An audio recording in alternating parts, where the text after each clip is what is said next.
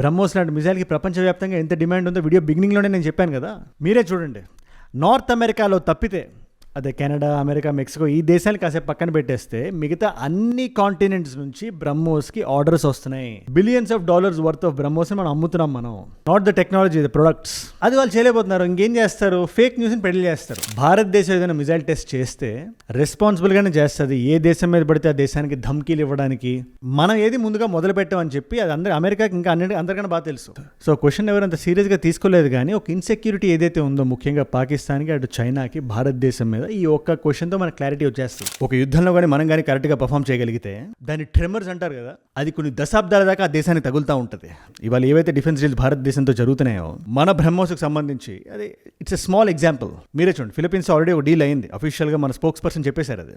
You asked a question, a very specific question about the BrahMos missile and potential buyers in this region. As was mentioned, Philippines was the first buyer.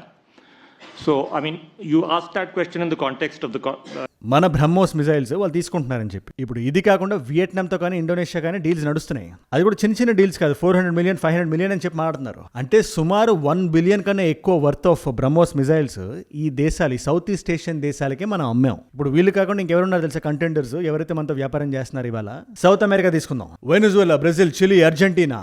Middle East African దేశాలు తీసుకుంటే Egypt ఉంది, Qatar ఉంది, Oman ఉంది. అదే Trump గారు మొన్న మీ దేశాన్ని ప్రపంచంలో లేకుండా చేస్తాను, వీళ్ళు వైప్ దమ్ ఆఫ్ అని చెప్పి అన్నారు కదా, బెదిరించారు కదా. Oman is a friendly country. అలాంటి దేశానికి ఇలాంటి ధమ్కీలు ఇస్తున్నారంటే వాళ్ళు అమెరికాతో కంప్లీట్గా వ్యాపారం చేయాల్సిన అవసరం ఏముంది? వాళ్ళు వేరే డైవర్సిఫైడ్ ఆప్షన్స్ చూస్తారు. మలేషియా, బ్రూనై, ఇలా ప్రపంచవ్యాప్తంగా ఉండే దేశాలన్నీ క్యూ కట్టి మరీ బ్రహ్మోస్ తీసుకోవడానికి కారణం ఏంటి? లాస్ట్ ఇయర్ ఇదే టైంకి మనం చేసిన ఒక ఆపరేషన్ సింధూర్. అక్కడ మనం ఈ బ్రహ్మోస్ని వాడడం, ఆ కేపబిలిటీస్ అంటే ప్రపంచం మొత్తం చూసింది. నెరేటివ్ వార్ఫేర్ లో మనం వెనకబడి ఉన్నాం, దాని గురించి నేను మాట్లాడలా. అక్కడ కూడా వస్తా. ఒక రీసెంట్గా ఒక ఇంటరాక్షన్ లో సర్బియన్ లీడర్ ఒక వ్యక్తి భారతదేశం గురించి ఏది పడితే అది మాట్లాడాడని, అగైన్ ఆయన he's a victim of false narratives, fake narratives. But ఇక్కడ మ్యాటర్ ఏంటంటే బ్రహ్మోస్ ఏదైతే ఉందో రష్యా మనం కలిపి చేసింది, దానికి హై డిమాండ్ ఉంది వాళ్ళ ప్రపంచవ్యాప్తంగా. ప్యారల్ గా మీరు ఒకసారి పాకిస్తాన్ చూడండి. పాకిస్తాన్, చైనా కలిపి ఒక JF-17 థండర్, అందులో ఎక్స్పోర్ట్ వేరియంట్ ని రెడీ చేసి ప్రపంచం మొత్తానికి మేము అమ్ముతామని చెప్పి ఇలాగే మాట్లాడుతుంది. ఇవే JF థండర్లో, అదే ఆపరేషన్ సింధూర్లో ఇదే పాకిస్తాన్ వాడింది. ఏంటి రిజల్ట్?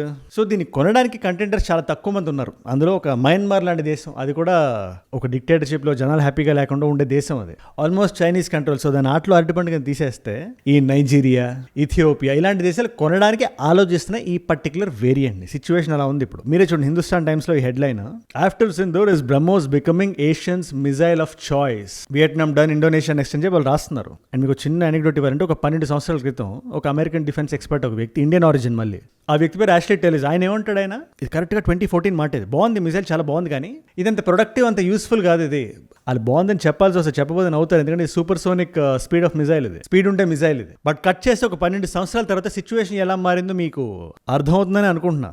అందుకని ఇవాళ ప్రపంచవ్యాప్తంగా భారతదేశాన్ని ఎన్ని విధాలుగా తొక్కుదామని ప్రయత్నిస్తున్నా, ట్రంప్ 2.0 మీద 2024లో అందరికీ నమ్మకం ఉంది. భారతదేశంలో బిజినెస్ చేసుకునే వాళ్ళకి, పొలిటీషియన్స్కి, అందరికీ. జస్ట్ 1.5 year కట్ చేసే వాళ్ళ సిచ్యువేషన్ ఎలా ఉందో చూడండి. సడన్ టారిఫ్ల వల్ల, అది కూడా ఏంటి, లాస్ట్ ఇయర్ చెప్పిన టారిఫ్లు కాదు, మన సోలార్ ఎక్స్పోర్ట్స్ మీద వేసిన టారిఫ్ల వల్ల billions of dollars worth of loss మనం చూస్తున్నాం. మనం అదెట్లా మీరు ఎక్స్పోర్ట్ ఎందుకు చేయాలి అమెరికాకి అని చెప్పి మీరు అడగొచ్చు. హరే, జియో పాలిటిక్స్లో ఏదైనా ఒక ఫ్లో, ఒక మొమెంటం చూసుకొని ఉంటుంది, మనం జాగ్రత్తగా ఉండాలి. కానీ ఈ టారిఫ్ ఏదైతే అమెరికా వాళ్ళ భారతదేశం మీద వేసిందో దాని గురించి వాళ్ళ మనం మాట్లాడాలి. Solar export boom to America is suddenly losing power.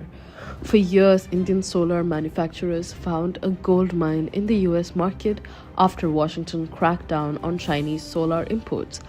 But now America's new tariff wall is crushing that opportunity. పెద్ద కంపెనీస్ అని they are seeing losses now. And ఆ కంపెనీస్ కూడా ఎలా కోప్పవుతున్నాయో మీకు చెప్తే మీరు షాక్ అవుతారు. మీరు ప్లస్ షాంగ్రిలా సెక్యూరిటీ డైలాగ్ అని చెప్పి అక్కడ ఒక పాకిస్తానీ జర్నలిస్ట్ ఒక అమెరికన్ రిప్రజెంటేటివ్ ఒక క్వశ్చన్ అడిగింది. అడగడమే కాదు, చాలా భారీగా ట్రోల్ కూడా అయింది ఆవిడ. It's a very very funny question on India. మొత్తం రౌండప్ వేసేద్దాం మనం, క్రిస్టల్ క్లియర్గా కొట్టే తెచ్చేలా మాడేద్దాం. అండ్ ఇలాంటి వీడియోస్ నా సైడ్ నుంచి మీకు రోజు ఒకటి వస్తుంది, ఎవ్రీ సింగిల్ డే. మనకి లోకల్ ఇష్యూస్ నుంచి మొదలుపెట్టి ఇలాంటి ఇంటర్నేషనల్ జియో పాలిటిక్స్ వరకు ప్రపంచవ్యాప్తంగా ఏది ఎక్కడ ఎలా జరిగినా కూడా దాన్ని మనందరం మాడుకునే స్టైల్లో, మన భాషలో ఒక 10 నిమిషాల నాలెడ్జ్ పిల్లగా మీ ముందు తెచ్చే పూచి నాది. ఇన్ఫాక్ట్ అది మీరు మిస్ అవ్వకుండా మీరు చూడాలి అనుకుంటే కింద కనబడే సబ్స్క్రైబ్ బటన్ నొక్కి పెట్టేసుకోండి. సబ్స్క్రైబ్ చేశారుగా, డన్.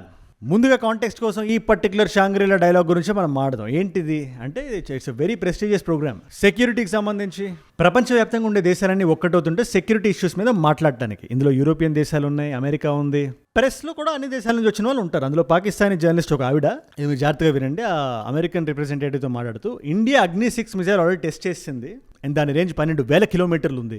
ఆ రేంజ్లో యూరోపియన్ దేశాలే కాదు అలాస్కా కూడా వస్తుంది. దాని మీద మీ ఒపీనియన్ ఏంటి?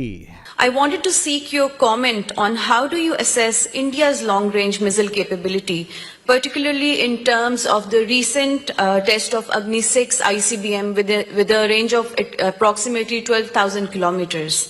ఫస్ట్ ఆఫ్ ఆల్ అగ్ని-6 మిసైల్ టెస్ట్ చేసాం లేదు, మన ప్రపంచానికి చెప్పలేదు.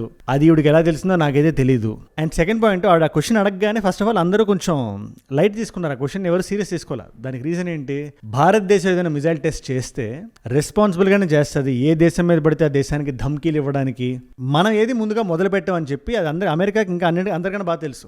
సో క్వశ్చన్ ఎవరు అంత సీరియస్గా తీసుకోలేదు. కానీ ఒక ఇన్సెక్యూరిటీ ఏదైతే ఉందో ముఖ్యంగా పాకిస్తాన్కి, అటు చైనాకి, భారతదేశం మీద ఈ ఒక్క క్వశ్చన్తో మనకు క్లారిటీ వచ్చేస్తుంది. మీరే చూడండి, వాళ్ళు కానీ ఇలాంటి మిసైల్ టెస్ట్ కానీ చేశారని చెప్పి ఒక చిన్న పుకారు కానీ వచ్చిందా, అమెరికా సర్వేలెన్స్ మొత్తం ఆ దేశాల మీద ఉంటుంది. ఏంటి, ఎప్పుడు, ఎలా, ఎక్కడ, ఎంత రేంజ్, ఏ దేశాల మీద పడుతుంది, ఏ దేశాలు తెలియక పడట్లేదు, ఇలా బ్యాక్గ్రౌండ్ ఏంటి, ఫోర్గ్రౌండ్ ఏంటి, ఇలా థాట్ ఏంటి, స్కెచ్ ఏంటి, స్కీమ్ ఏంటి, మొత్తం బయటికి లాగేస్తారు. సో వాళ్ళ బాధ, వాళ్ళ ఆర్థనాదం ఏంటంటే భారతదేశం ఇలాంటివి చేసినప్పుడు కూడా వాళ్ళు మాట్లాడాలి అని చెప్పి. అట్లీస్ట్ అమెరికా మన మీద ఫేక్ న్యూస్లు పెళ్లి చేసినా, నెరేటివ్ వార్ఫేర్ మన దేశం మీద చేసినా కూడా మన రెస్పాన్సిబిలిటీ గురించి అమెరికాకి తెలుసు కాబట్టి వాళ్ళంత ఇదిగా క్వశ్చన్కి రియాక్ట్ అవ్వలేదు. అండ్ నిజంగా మనం బయటికి చెప్తున్నప్పుడు మన మిసైల్స్ ఉండే రేంజ్ అంత ఎక్కువ మనం అయితే చెప్పం. మనం 12,000 కిలోమీటర్స్, ఇది ఐసీబీఎం మిసైల్, ఇది ఇంటర్ కాంటినెంటల్ బెలిస్టిక్ మిసైల్. దీని గురించి ఇంకా మనం డౌన్ ప్లే చేస్తాం. దానికి కారణం ఏంటో తెలుసా? ఇలాంటి విషయాలు మనం బయట చెప్పకూడదు. మీరే ఆలోచించండి, వేరే దేశాలు అలర్ట్ అయ్యే విషయాలు మనం ఎందుకు బయట చెప్పాలి?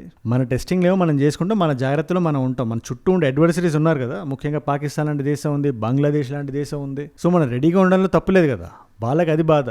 ప్యారలల్గా మనం అమ్మేస్తున్నాం. బ్రహ్మోస్ లాంటి మిసైల్కి ప్రపంచవ్యాప్తంగా ఎంత డిమాండ్ ఉందో వీడియో బిగినింగ్లోనే నేను చెప్పాను కదా, మీరే చూడండి.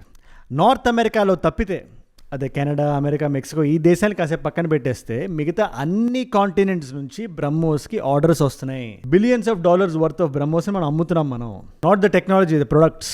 అది వాళ్ళు చేయలేకపోతున్నారు. ఇంకేం చేస్తారు? ఫేక్ న్యూస్ని పెళ్లి చేస్తారు భారతదేశం మీద, భారతదేశానికి అగెయిన్స్ట్గా. అది కూడా అదే ఆపరేషన్ సింధూర్ మీద ఏదైతే అమెరికా, పాకిస్తాన్ కలిసికట్టుగా చెప్దాం అనుకుంటున్నాయో అదే పాయింట్స్ని మిమిక్రీ చేస్తాడు ఇవాళ ద ప్రెసిడెంట్ ఆఫ్ సర్బియా, వొకిక్ అతని పేరు, సరిగ్గా పరికరం లేదో నాకు తెలియదు. కానీ ఆయన రీసెంట్గా ఒక పోడియంలో కూర్చొని నేను ఏది విన్నాడంట ఆయన. పాప ఆయన కూడా ఎక్కడో, సర్బియా అనేది నేటోలో లేదు, ఈయూలో లేదు, యూరోపియన్ దేశమే కాబట్టి ప్రో రష్యా ఉంటుందని చెప్పి అనుకుంటారు. కానీ ఈ పర్టికులర్ ప్రెసిడెంట్ కొంచెం ప్రో అమెరికా ఉన్నాడు. సో అమెరికా వర్డ్స్ని ప్యారెట్ చేస్తాడు. ఈయన కూడా అంటాడు, ఆయన ఆపరేషన్ సింధూర్లో పాకిస్తాన్ దగ్గర ఉండే ఫైటర్ జెట్స్ అంట, ఈ JF-17 థండర్ ఈల్ అంట, మన S-400 డిస్ట్రాయ్ చేసి అని చెప్పి అన్నాడు. ఒకసారి మీరు వినండి, ఒకసారి మీరు.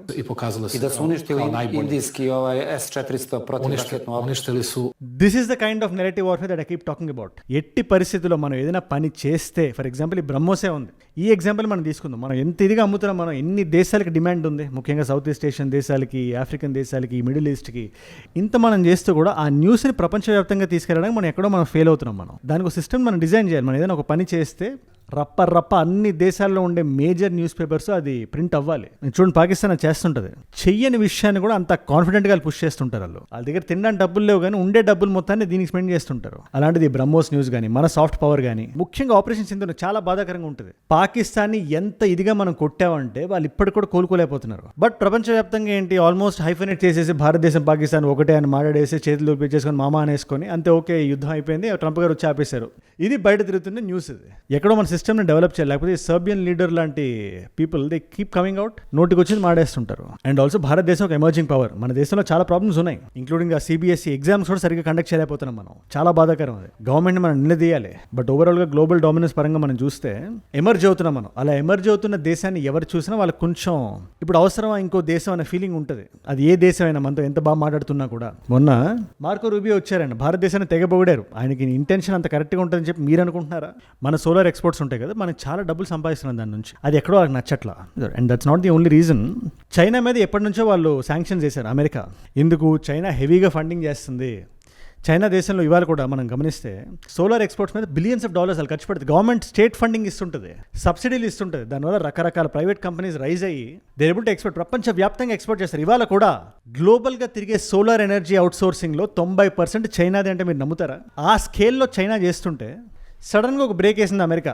ఏంటి మరీ వీళ్ళు ఇంత చీప్గా అమ్మేస్తున్నారు, మన మార్కెట్లో ఉండే మన కంపెనీస్కి ఎటువంటి లాభాలు లేకుండా వెళ్ళిపోతాయి అని చెప్పి చైనా ఆపేశారు. అప్పుడు ఇండియా ఒక వాక్యూమ్ చూసింది. ఆ వాక్యూమ్ మనం తీసుకున్నాం. మనం సోలార్ ఎక్స్పోర్ట్ అంటే సూర్యకాంతిని ఎక్స్పోర్ట్ చేస్తున్నట్టు కాదు. సోలార్ ప్యానెల్స్ ఉంటాయి కదా, పాలిసిలికాన్ నుంచి స్టార్ట్ అవుతుంది, దాని తర్వాత వేఫర్స్ చేస్తారు, దాని తర్వాత సోలార్ సెల్స్ చేస్తారు, అది ప్యానెల్స్ అవుతాయి. అవి వీటిని మనం ఎక్స్పోర్ట్ చేస్తుంటాం. ముఖ్యంగా 4 బిగ్ ప్లేయర్స్ ఉన్నారు, వారి ఎనర్జీస్ అని, అదాని అని, విక్రమ్ అని, ప్రీమియర్ అని. సో వీళ్ళు హెవీగా ఇన్వెస్ట్ చేశారు. ఎంత చేశారంటే 160 గిగావాట్స్ ఆఫ్ ఎనర్జీ ప్రొడ్యూస్ చేసే అంత. ప్యారల్గా మన భారతదేశం మన రిక్వైర్మెంట్ ఎంత ఉందో ఒక 40 గిగావాట్లు ఉంటుందేమో. అంటే మీకు అర్థమయ్యేలా చెప్పాలంటే వీళ్ళు ఫెసిలిటీస్లో అమెరికా మీద నమ్మకం పెట్టుకొని, ఎందుకంటే అమెరికాలో మనకు చాలా లాభాలు వస్తాయి, ఇండియాలో వచ్చే లాభాల కంటే అమెరికాలో ఎక్కువ వస్తాయి. చైనా లాంటి ప్లేయర్ కూడా లేదు. సో చాలా ఇన్వెస్ట్ చేశారు వీళ్ళందరూ. సడన్ గా అవుట్ ఆఫ్ నోవేర్ వచ్చి అమెరికా దాన్ని కట్ చేసింది. లేదు మీరు కూడా రావద్దు, చైనా లాగే మీరు కూడా డంపింగ్ చేస్తున్నారు, మీరు కూడా ఫేర్ ప్లే చేయట్లేదు, మా వాళ్ళకి, మా కాంపిటీటర్స్కి, మా అమెరికన్ కంపెనీస్ తట్టుకోలేకపోతున్నాయి, సో మీరు వెనక్కి వెళ్ళిపోండి. సడన్ జర్క్ ఇచ్చారు. ముఖ్యంగా 2 డ్యూటీలు వేశారు, యాంటీ డంపింగ్ డ్యూటీ అని, కౌంటర్ వెయిలింగ్ డ్యూటీ అని, CVD అంటారు దీన్ని. సో ఇక్కడ రకరకాల కంపెనీస్ రకరకాల విధాలుగా రియాక్ట్ అవుతున్నాయి. అదాని లాంటి కంపెనీ వాళ్ళ ఎక్స్పోర్ట్ని సగానికి సగం ఆపేశారు, వాళ్ళ ఆపరేషన్ కట్టేశారు. వారీ లాంటి కంపెనీ ఓకే అమెరికా మన మీద శాంక్షన్స్ వేసింది, బట్ వాళ్ళు శాంక్షన్స్ వేసింది రా మెటీరియల్ ఎక్కడ ఆరిజినేట్ అవుతుందనే. ఆ రా మెటీరియల్ ఇథియోపియా లాంటి దేశం నుంచి మనం కానీ తెచ్చుకుంటే, ఎందుకంటే వాళ్ళ మీద శాంక్షన్ లేదు కాబట్టి, ఇక్కడ జస్ట్ మనం అసెంబ్లీ చేసి అమ్మితే మన ప్రాఫిట్స్ మనకు ఉంటాయని చెప్పి వాళ్ళు ఒక ప్రాసెస్లో ఉన్నారు. ఇలా రకరకాల కంపెనీస్ రకరకాల విధాలుగా దీన్ని ట్యాకిల్ చేస్తున్నాయి. కానీ ఓవరాల్ ఒక విషయం మాత్రం నిజం, ఇవాళ today where India is standing, multiple angles మనం ఇష్యూస్ని ఫేస్ చేస్తున్నాం. మనం గ్లోబల్ ఆయిల్ ప్రైస్లు అవ్వనివ్వండి, మన రెగ్యులర్గా మనం వాడే సరుకులు సామాన్లు ఉంటాయి కదా, షాంపూలు, పౌడర్లు, ఇవన్నీ, వీటి మీద కూడా 2 to 3% సర్జ్ మనం చూడబోతున్నాం. మనం దానికి తోడు ఎల్ నీనో అంటున్నారు. So as Indians we need to be alert అని మాత్రం నేను చెప్దాం అనుకుంటున్నాను. అంతే సిచ్యువేషన్ ఇలా ఉంది. దీంట్లో ఖచ్చితంగా గవర్నమెంట్ హ్యాండ్ కూడా ఉంది. గవర్నమెంట్ మనం క్వశ్చన్ చేద్దాం. మనం ఇవాళ రూపీ ఫ్రీ ఫాల్లో లేకుండా ఉంటే సిచ్యువేషన్ ఇది దారుణంగా ఉండేదైతే కాదని చెప్పి నా భావన. ఎనీవేస్ దీని మీద మీరే ఉంటారు, నాకు కింద కామెంట్స్లో మీరు ఖచ్చితంగా మీరు రాయండి. ఇవాళ మల్టిపుల్ చాయిస్ క్వశ్చన్ మీ అందరికీ, ఏ సంవత్సరంలో ఇంటర్నేషనల్ సోలార్ అలయన్స్ లాంచ్ అయింది?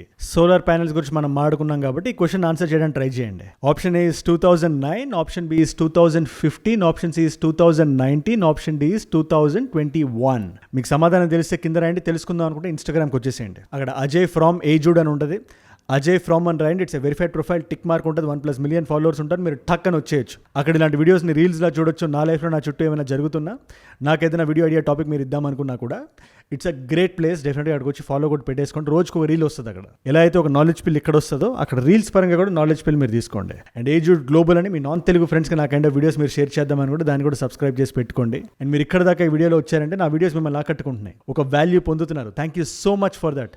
మీరు ఇస్తున్న వాచ్ టైం, మీ రిటెన్షన్ ఉంది కదా, ప్రాణం పెట్టి నన్ను పనిచేయడానికి, రోజు నిర్భయంగా నిర్మోహమాటంగా మాట్లాడడానికి నన్ను ప్రేరేపిస్తుంది, ప్రోత్సహిస్తుంది. దానికి మీరే నా ప్రేరణ. Yo my inspiration. ఇన్ఫాక్ట్ మీరు ఇలా డైలీ చూడడం వల్ల ఎంతమంది కొత్త వాళ్ళకి రీచ్ అవుతుంది అనుకుంటున్నారు? అలాంటి కొత్త వాళ్ళు కానీ మీరు కానీ ఉంటే, నేను వీడియో పెట్టగానే మీ దగ్గర రావాలంటే కింద కనబడే సబ్స్క్రైబ్ బటన్ నొక్కి పెట్టేసుకొని చాలు. కొత్త వాళ్ళకి మాత్రం చెప్తున్నా, ఈ నాలెడ్జ్ ఫిల్ మిస్ అవ్వద్దు. సబ్స్క్రైబ్ చేశారుగా, డన్. మీకోసం 2 వీడియోస్ పెడుతున్నాను ఇక్కడ. నేషనల్ న్యూస్కి సంబంధించి ఏదైనా మీరు తెలుసుకుందాం అనుకోండి. ముఖ్యంగా 500 ఫేక్ కౌంటర్ ఫిట్ నోట్స్ మార్కెట్లోకి వచ్చాయని చెప్పి మాట్లాడుతున్నారు. దాని మీద ఒక క్రిస్టల్ క్లియర్ వీడియో చేశాను. ఆ వీడియో ఇక్కడ ఉంది. లేదు కొంచెం యుద్ధం గురించి, అమెరికా ఇరాన్కి ఏం నడుస్తుంది, what is the situation right now అనుకుంటే ఆ వీడియో ఇక్కడ ఉంది. మీకు ఏ వీడియో ఇంట్రెస్ట్ ఉంటే ఆ వీడియోని చూడండి. నేను మళ్ళీ మిమ్మల్ని రేపు ఇంకో వీడియోతో కలుస్తా. మనందరం కలిసి పెరగాలి, కలిసి ఎదగాలి. Let us all grow together. Let us all rise together. Rise above ignorance, rise above arrogance, rise above hate. ఏజుడ్ అంటే మనం. జై హింద్, జై భారత్, జై ఆంజనేయ. ఓం నమః శివాయ.